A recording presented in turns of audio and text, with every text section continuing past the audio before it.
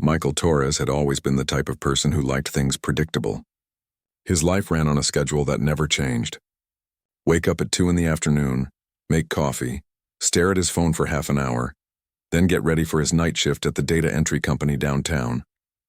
Come home at dawn, eat something quick, sleep, repeat. It wasn't exciting, but it was safe. And after everything he'd been through in his life, safe felt like enough. His apartment was small, just one room that served as bedroom, living room, and kitchen all at once. The bathroom was barely big enough to turn around in. But it was his space, and he'd learned to find comfort in the quietness of living alone. No drama, no complications, no one asking questions he didn't want to answer. That Tuesday evening in March, the rain was coming down so hard it sounded like drums on the roof. Michael fumbled with his keys at the door, his jacket soaked through, his shoes making wet sounds on the hallway floor. He was thinking about nothing except getting out of his wet clothes and maybe watching something mindless on his laptop before work. He pushed open the door and immediately knew something was wrong. There was a smell in the air that didn't belong there, something warm and herbal. Tea. Someone was making tea in his apartment. His heart started pounding as he stepped inside, water dripping from his clothes onto the floor. She was standing in his kitchen, or what passed for a kitchen in his tiny place. Just a counter with a hot plate and a mini fridge. She had her back to him, pouring hot water from his electric kettle into a mug. She moved slowly, carefully, like she had all the time in the world, like she belonged there. Michael's first instinct was to run, to get out and call someone, but his feet wouldn't move. He just stood there dripping and staring, trying to make sense of what he was seeing. The woman turned around, and that's when he really saw her face. She looked tired, the kind of tired that comes from not sleeping for days. Maybe in her early 30s, with dark hair pulled back and eyes that seemed to look right through him. She wore a gray coat that hung on her like it was too heavy, even though it didn't look that thick. "You're home," she said simply, like they'd planned this meeting, like she'd been expecting him. "Who are you?" Michael finally managed to get the words out. His voice came out shakier than he wanted. "How did you get in here?" She picked up the mug of tea and took a small sip, testing the temperature. Then she looked at him with those strange, sad eyes. "My name is Elena. I know this is confusing, and I know you're scared. But I need you to listen to me for just a moment before you do anything. I'm calling the police." Michael reached for his phone in his pocket, but his hands were shaking so badly he almost dropped it. "Please don't," Elena said, setting down her mug. "Just give me 2 minutes to explain. After that, if you want me to leave, I'll go. But there's something you need to know first." There was something in her voice that made Michael pause. Not a threat, not manipulation. Just exhaustion and something that sounded like genuine desperation. Against every logical thought screaming in his head, he waited. Elena reached into her coat pocket and pulled out a photograph. She placed it on the counter between them, sliding it across the surface toward him.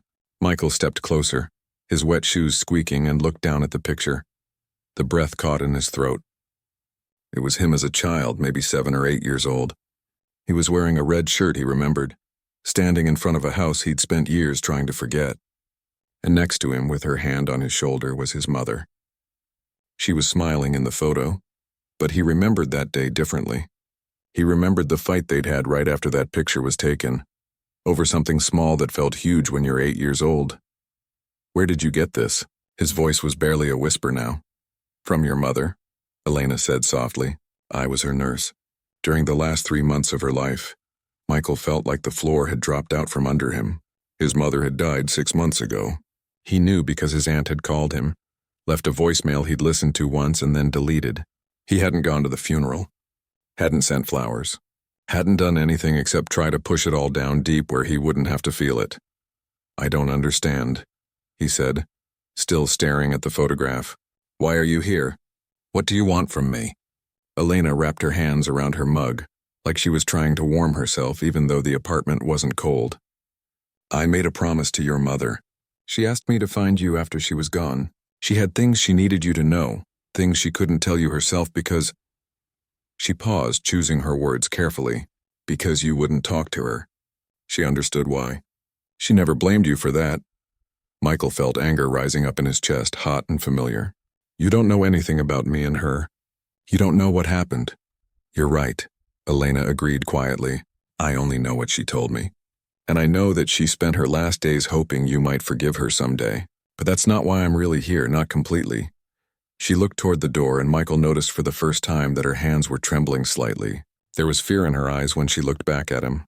I need a place to stay, she said. Just for 11 days. I know how that sounds. I know you have no reason to trust me or help me. But I have nowhere else to go. And I made a promise to your mother that I would find you. So here I am. I stepped into your room and I'm asking for your help. Michael should have said no. Should have insisted she leave immediately. Should have called someone. Done something sensible and rational. But there was something about the way she stood there holding that mug like it was the only solid thing in her world that made him hesitate. Why 11 days? He asked. That's oddly specific.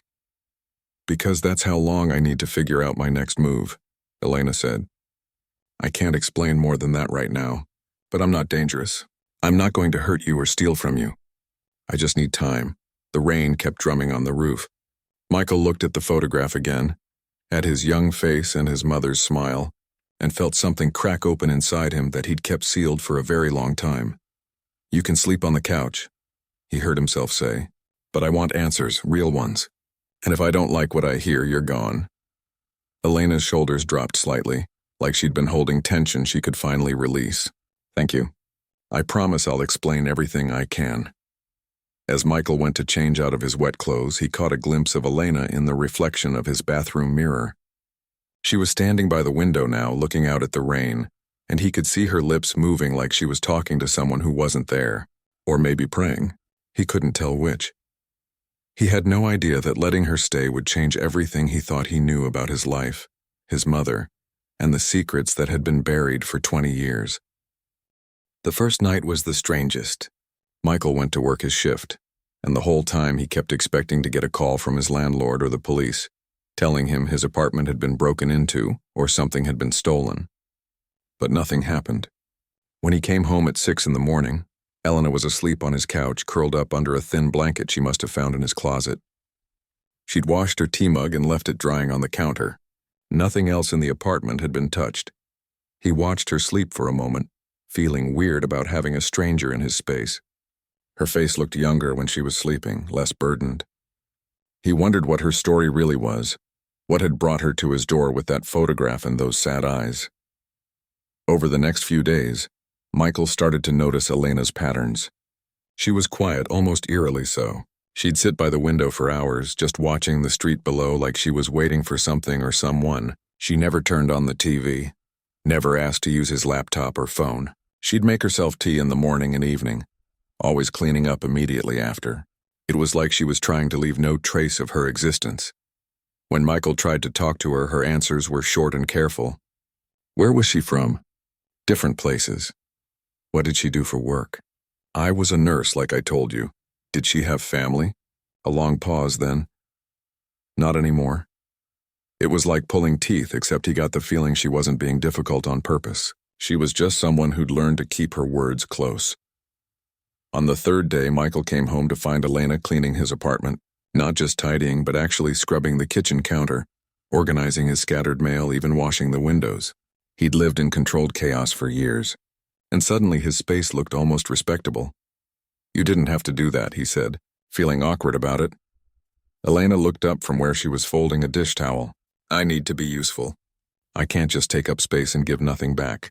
It wouldn't be right. There was something in the way she said it that made Michael think about pride and dignity, about what it meant to keep your self-respect when everything else had fallen apart. He recognized it because he'd felt the same way years ago when he'd first moved out on his own, determined to never ask anyone for help. Okay, he said. Thank you. That night Michael couldn't sleep. He lay on his bed, which was really just a mattress on the floor in the corner, and listened to Elena moving around in the dark. She was restless, getting up every hour or so. He heard her checking the door lock, testing the windows, moving to different parts of the small apartment, like she was making sure everything was secure. Around 3 in the morning, he heard her voice. Soft, whispered, speaking words he couldn't understand. It wasn't English. Maybe not even a language he'd ever heard before. It had a rhythm to it, like a prayer or a chant. The sound of it made him feel strange, not scared exactly, but unsettled in a way he couldn't name.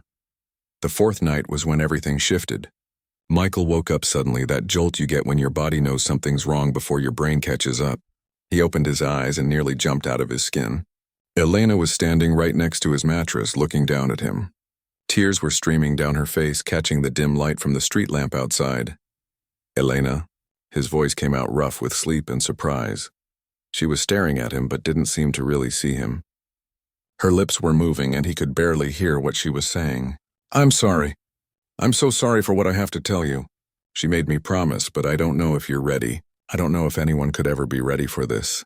Michael sat up slowly, his heart hammering. "Elena, you're scaring me. What are you talking about?" She blinked, and it was like she suddenly realized where she was. Her hand flew to her mouth and she stepped back quickly. "I'm sorry. I was dreaming. I sleepwalk sometimes. I didn't mean to frighten you." But Michael had seen the look in her eyes and he knew she hadn't been asleep. She'd been wide awake, standing over him, wrestling with something heavy in her mind. "What did you mean about telling me something?" he asked. "What did my mother make you promise?" Elena backed away toward the couch, shaking her head. "Not yet. I'm not. It's not time yet. I need to find the right words. Please, just let me sleep.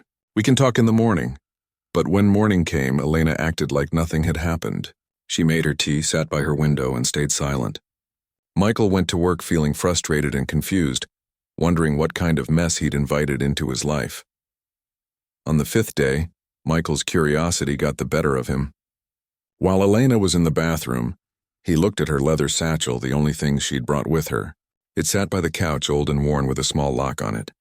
He didn't touch it, didn't try to open it, but he found himself wondering what was inside. What did someone carry when they had nowhere to go? What was important enough to protect with a lock? That evening, he worked up the courage to push harder for answers. "Elena, I've let you stay here for almost a week now. You said you'd explain. I need to know what's going on. Why are you really here?" She was quiet for a long time, staring into her tea mug like it might have answers written at the bottom. Finally, she spoke. "Your mother told me things before she died. Important things about your family, about your past. She wanted you to know the truth, but she was afraid. Afraid you'd hate her more than you already did. Afraid the truth would hurt you more than the not knowing." "What kind of truth?" Michael's stomach was churning. "The kind that changes everything you thought you understood about your life," Elena said softly. "But there's more to my story, too. I'm not just here because of a promise to a dying woman. I'm here because I'm running from something, someone, and when I leave in 6 more days, I need to disappear in a way that makes sure I'm never found." Michael felt cold suddenly, despite the warmth of the apartment. "Are you in danger? Am I in danger because you're here?" Elena looked at him directly then, and he saw something fierce in her expression. "I would never put you at risk. If I thought for 1 second that being here could hurt you, I would have stayed away no matter what I promised your mother. The person I'm running from doesn't know I'm here. Nobody knows. That's why I chose this moment to find you. Who are you running from?" "Someone who was supposed to love me," she said quietly. "Someone who turned love into a cage and then into something worse than a cage. That's all I can say about it right now." They sat in silence after that, the weight of unspoken truths hanging between them. Michael thought about his own reasons for cutting off his mother, for building walls around himself, for choosing a small, quiet life where nothing could touch him. Maybe he and Elena weren't so different. Maybe they were both people who'd learned that sometimes running away was the only way to survive. That night, he heard her checking the locks again, heard her whispered words in that strange language. But this time, instead of feeling unsettled, he felt something else. Sadness. For her, for himself, for all the ways people could be broken and still keep going. The 7th day started differently. Michael woke up to the smell of actual food cooking, which was unusual because he barely kept anything in his apartment beyond cereal and instant noodles. Elena had somehow managed to make eggs and toast with the limited supplies he had. She'd even found an old jar of jam buried in the back of his mini fridge.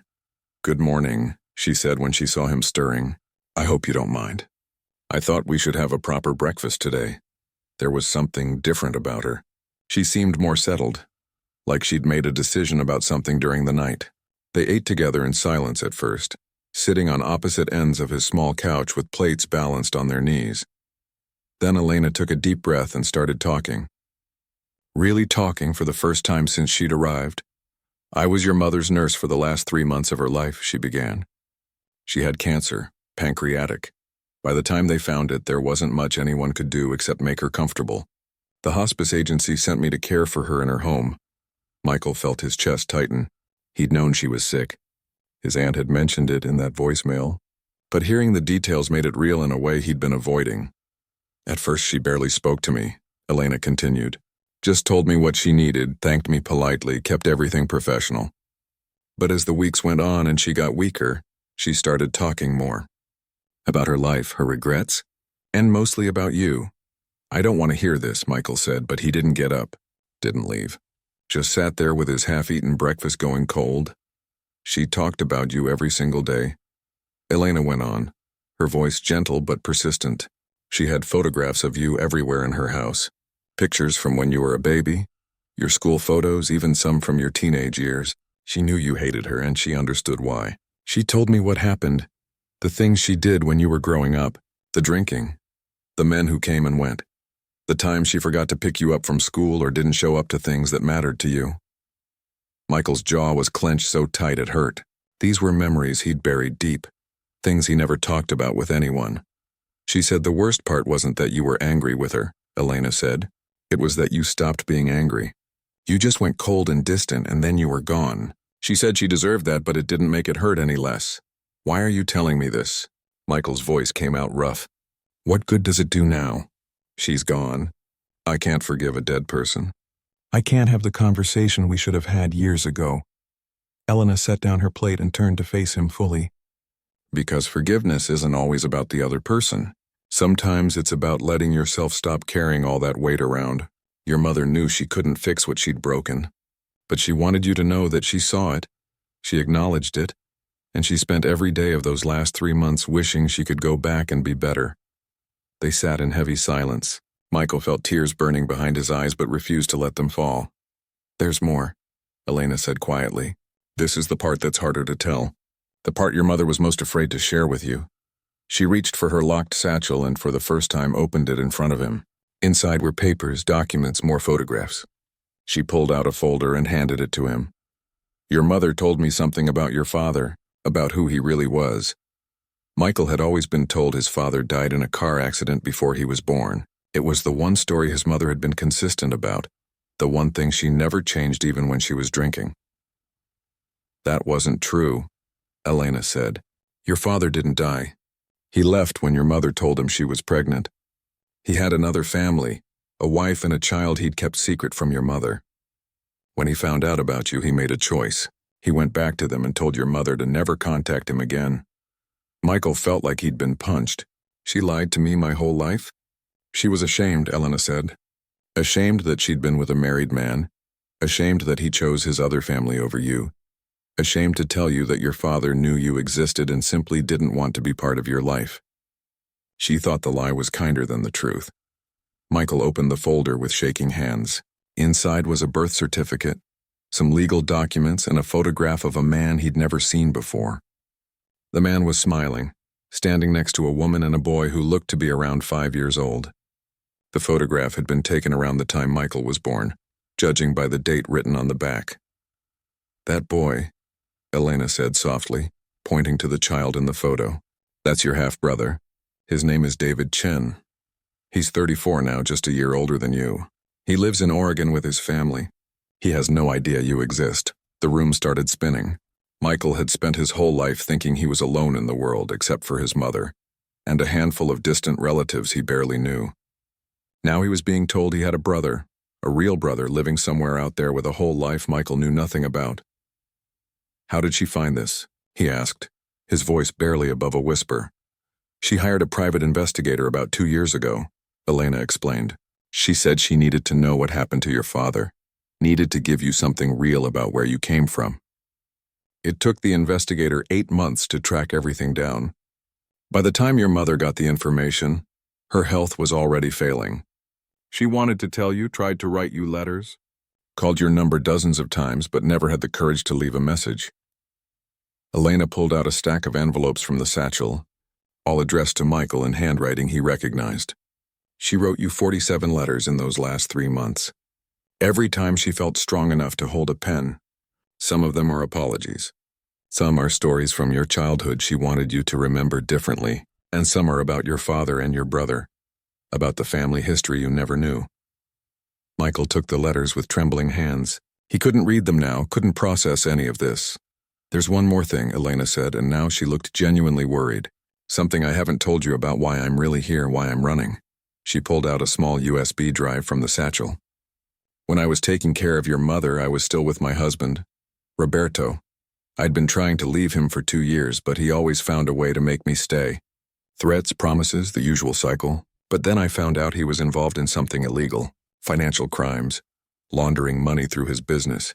I collected evidence, copied files from his computer, recorded conversations. You stole from him? Michael asked, still reeling from everything else she'd told him. I documented his crimes, Elena corrected. And when your mother died and I had to make good on my promise to find you, I saw my opportunity. I told Roberto I needed time away to deal with my grief over losing a patient I'd grown close to. He let me go because he thought I'd come back like I always did. But I'm not going back. I'm taking this evidence to the police, but I need to be smart about it. I need to disappear first, establish myself somewhere he can't find me. So you're using me, Michael said flatly. I'm just a convenient place to hide while you plan your escape. No, Elena said firmly. Finding you was always the plan, always the promise I made. The timing just happened to align with when I was finally brave enough to run. Your mother gave me a purpose beyond my own fear. She gave me a reason to believe that keeping promises and doing the right thing still matters, even when everything else is falling apart. Michael stood up, needing space to breathe, to think. His whole world had been turned upside down in the span of one conversation. A dead mother who'd actually cared more than he realized. A father who'd abandoned him deliberately.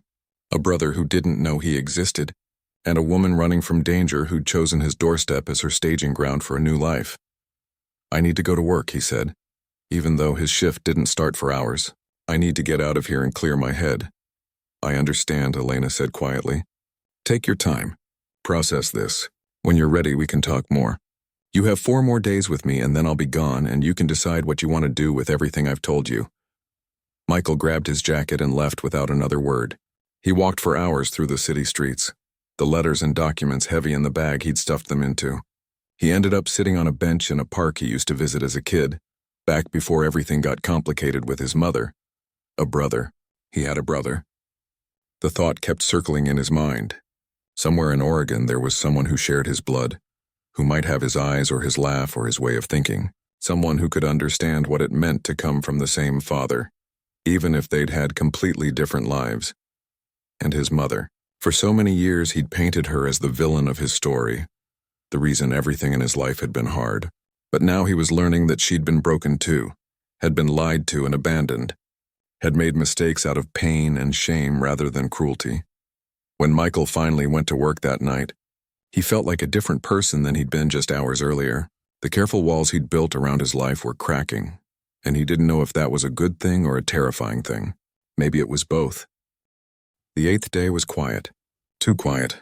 Michael had barely slept after coming home from his shift. He'd started reading his mother's letters in the early morning hours, and each one had hit him like a wave. Some made him angry all over again. Some made him cry in a way he hadn't cried since he was a child. And some made him laugh, remembering moments he'd forgotten, seeing them through her eyes instead of just his own hurt. Elena seemed to sense he needed space. She stayed by the window watching the street, making her tea, existing in that careful way she had. Around noon, Michael finally spoke. Did she suffer much? At the end? Elena turned from the window. She had pain, yes, but we managed it as best we could. What hurt her most wasn't physical. It was knowing she'd run out of time to make things right with you. I should have gone to see her. The words came out before Michael could stop them. I knew she was sick. My aunt told me. But I couldn't. I was still too angry. Your mother never expected you to come, Elena said gently. She understood. That's why she asked me to do this instead. She wanted you to have the truth without having to face her while you were still hurting. They spent the rest of the day in companionable quiet. Michael kept reading letters. Elena continued her vigil at the window. It felt almost peaceful, like they'd reached some kind of understanding. But peace never lasts. On the 9th day, everything fell apart. Michael was getting ready for work when someone knocked on the door. It wasn't a normal knock. It was hard, insistent, the kind of knock that means trouble. Elena's face went completely white. She grabbed her satchel and looked around like she was planning an escape route. But there was nowhere to go in the tiny apartment. The only window led to a fire escape that went down to a locked alley. "Elena," a man's voice came through the door. "I know you're in there. Your cousin told me everything. Open this door right now." Michael looked at Elena and she looked terrified in a way that made him instantly protective. "Who is that?" he whispered. "Roberto," she breathed. "My husband. I don't know how he found me." The banging got louder. "Elena, I'm not playing games. You took something that belongs to me and I want it back. If you don't open this door, I'll kick it down. I don't care whose apartment this is." Michael made a decision in that moment. He opened the door but put himself in the doorway, blocking the entrance. The man on the other side was tall, well-dressed, and furious. His eyes were red like he hadn't slept and his hands were clenched into fists. "Can I help you?" Michael kept his voice steady even though his heart was racing. "Get out of my way," Roberto growled. "I need to talk to my wife. She doesn't want to talk to you." Michael didn't move. Roberto's face twisted. "You have no idea what you're involved in, friend. This is between me and Elena. She's taken something that doesn't belong to her and I need it back. This doesn't concern you. She's in my apartment, so it concerns me." Michael stood his ground even though Roberto was bigger and looked like he knew how to handle himself in a fight. From inside the apartment, Elena's voice rang out stronger than Michael had ever heard it. "I'm not going back with you, Roberto. I'm done. And yes, I took copies of your files. I know about the offshore accounts, the fake invoices, the money you've been moving through the business. I know everything and I'm going to make sure the right people know too." Roberto tried to push past Michael, but Michael held firm. "You need to leave now or I'm calling the police." "The police?" Roberto laughed, but there was no humor in it. "Go ahead, call them. While you're at it, ask them what happens when I report that Elena stole proprietary business documents and is trying to blackmail me. See which one of us they believe." Elena appeared behind Michael and he could feel her shaking but standing tall. "I'm not blackmailing you. I'm reporting your crimes. There's a difference. And I have enough evidence that it won't matter what story you tell. The numbers don't lie." "You stupid woman," Roberto spat. "Do you know what you've done? Do you know who you're messing with? This isn't just about me. There are other people involved. People who won't take kindly to you running your mouth. Then I guess I better get my information to the authorities before those people find out what I'm doing." Elena shot back. "Which is why I'm done hiding. Tomorrow morning I'm walking into the district attorney's office with everything I have. After that you can't touch me because everyone will know. If anything happens to me, it'll lead straight back to you." Roberto's face went through several emotions. Anger, calculation, something that might have been fear, and then a cold hardness that made Michael's skin crawl. "You think you're clever, but you're not. You don't understand how this works. These people, they don't care about evidence or witnesses. They care about protecting their interests." "That sounds like a threat," Michael said. "I'm definitely calling the police now." "Wait," Roberto said, putting his hands up in a gesture that was probably meant to look peaceful but just looked threatening. "Nobody needs to call anyone. Elena, baby, let's just talk about this reasonably. Come outside, we'll get coffee, we'll figure this out like adults." "No," Elena said simply. "We're done talking. We've been done for a long time. I only stayed because I was scared, but I'm not scared anymore. Or I am, but I'm more scared of spending another day in that house with you than I am of whatever comes next." Roberto's mask slipped completely then. "You're going to regret this. Both of you. You have no idea what you've started." "Are you threatening me in my own apartment?" Michael pulled out his phone. "Because I'm recording this right now, and I'm pretty sure making threats is illegal." Roberto looked at the phone, then at Michael, then at Elena. For a moment, Michael thought he might actually try to force his way in, but then Roberto stepped back, adjusting his jacket like he was composing himself. "Fine," he said coldly. "Have it your way. But don't come crying to me when this all blows up in your face. And Elena, when you end up with nothing and nowhere to go, remember that you chose this." He turned and walked away, his footsteps heavy on the stairs. Michael and Elena stood frozen until they heard the building's front door slam shut. Then Elena's legs gave out and she sank to the floor, her whole body shaking. Michael closed and locked the door, then went to her. He didn't know what to say, so he just sat next to her on the floor of his tiny apartment while she cried. When she finally could speak, her voice was raw. "I'm sorry. I'm so sorry. I shouldn't have brought this to your door. He knows where you live now. He might come back. He might do something to hurt you to get to me." "Hey," Michael said firmly. "You didn't bring this here, he did. And you were right to stand up to him. What you're doing, turning in that evidence, that's brave." "I don't feel brave," Elena whispered. "I feel terrified." "Brave and terrified aren't opposites," Michael told her. "Being brave means being scared and doing the right thing anyway." They sat there for a while longer. Then Michael made a decision that surprised even himself. "Tomorrow we're going to the police together. Not just to turn in your evidence, but to make sure you're protected. We'll ask about restraining orders, about what kind of help they can give you. And then we're going to figure out your next steps. Where you'll go, how you'll stay safe." "Why are you helping me?" Elena asked. "You don't owe me anything." Michael thought about his mother's letters, about the promises Elena had kept, about what it meant to do the right thing even when it was hard. "Because that's what people should do for each other. And because helping you is helping me figure out how to be a better person than I've been. My mother spent her last days trying to make things right. Maybe I should spend my days doing the same." That night, neither of them slept much. They took turns sitting by the window watching the street, making sure Roberto didn't come back. And they talked. Really talked. Elena told him about her marriage, about the slow way it had turned from love into control, from control into fear. Michael told her about his childhood, about the anger he'd carried, about how lonely it was to cut yourself off from the only family you had. By the time the sun came up on the 10th day, they'd become something like friends. Two broken people who'd found each other by accident and were trying to help each other heal. It wasn't perfect or neat, but it was real, and sometimes real was all you could ask for. The 10th day felt like the calm before a storm, but a different kind of storm than the one they'd been expecting. Michael called in sick to work for the first time in 3 years. He and Elena spent the morning preparing everything she needed for the police. They organized documents, made copies of the USB drive, wrote down a timeline of everything that had happened with Roberto. Elena was focused, determined, but Michael could see the fear underneath. Around noon, they went to the police station together. Michael sat with her while she talked to a detective, while she handed over the evidence, while she filled out reports about Roberto's threats. The detective was professional but kind, explaining what would happen next, what protection they could offer her, what resources were available. It took hours, but by the time they left, Elena looked lighter, like she'd set down something heavy she'd been carrying for years. "Thank you," she said to Michael as they walked back to his apartment. "For coming with me, for standing next to me in there." "That's what people do," Michael said. It was becoming his new answer to a lot of things. That evening, they had their last dinner together in his tiny apartment. Elena had used some money she'd saved to order real food, not just whatever scraps Michael kept around.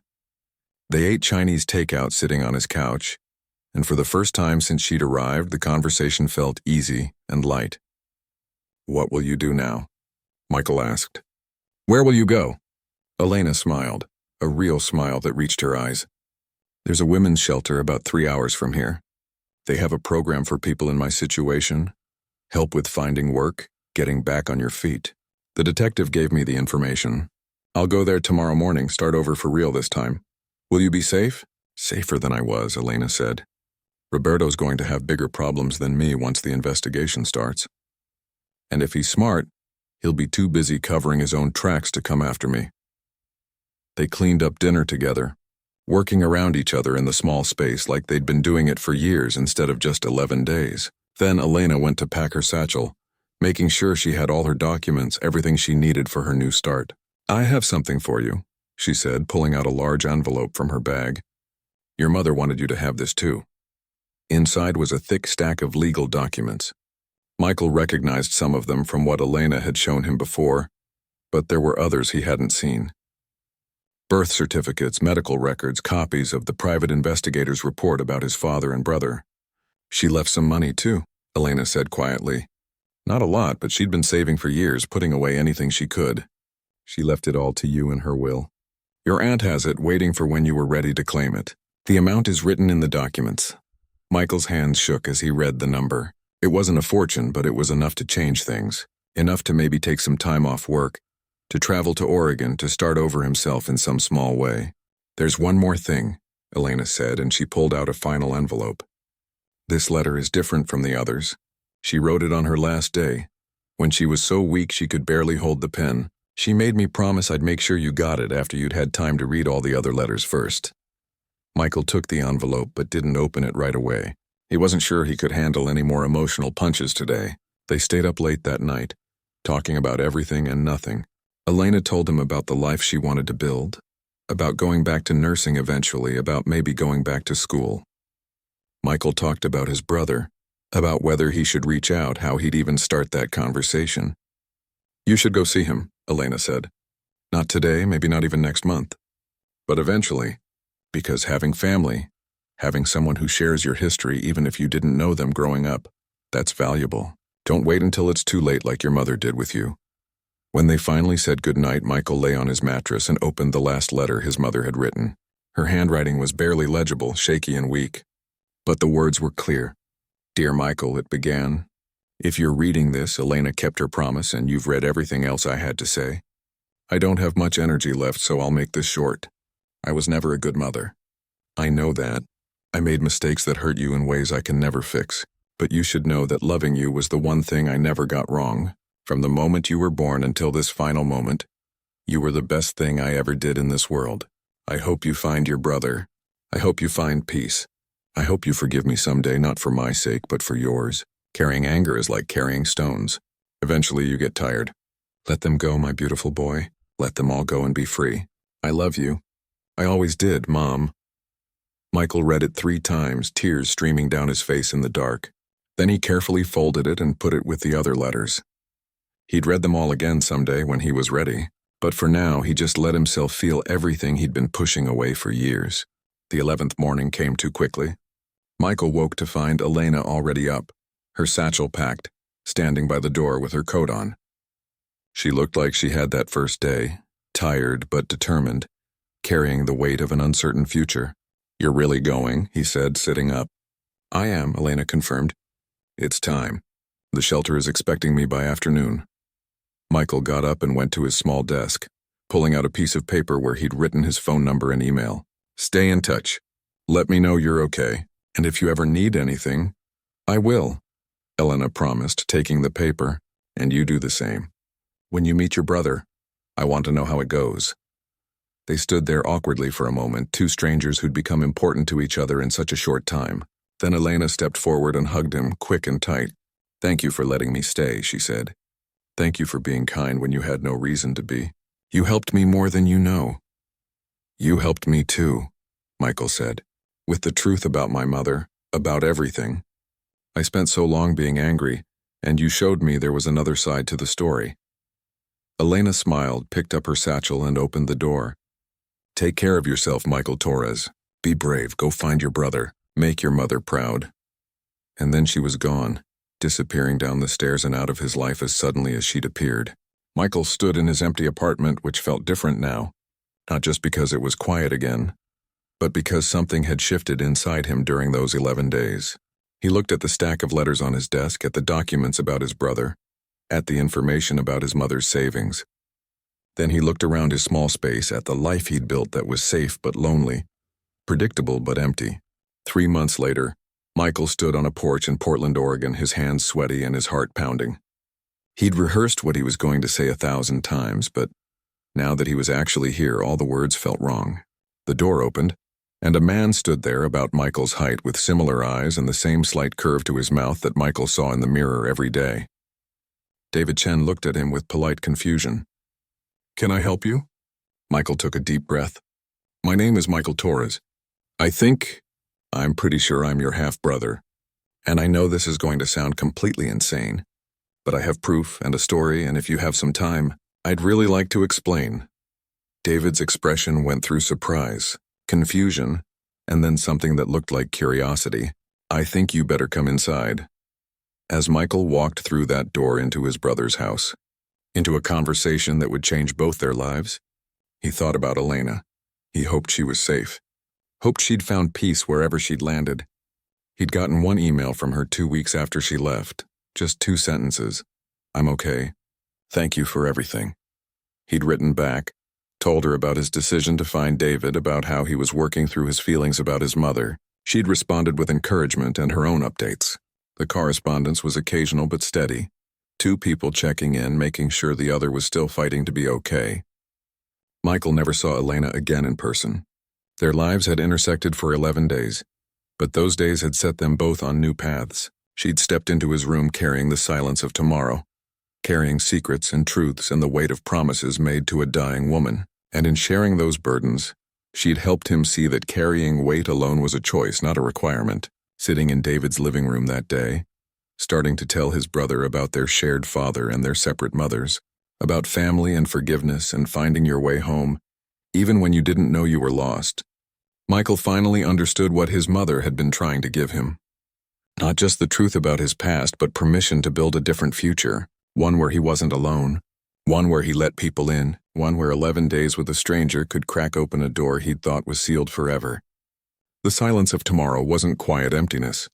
It was the pause before something new began, the breath before the first word of a conversation that could change everything. And Michael was finally ready to speak.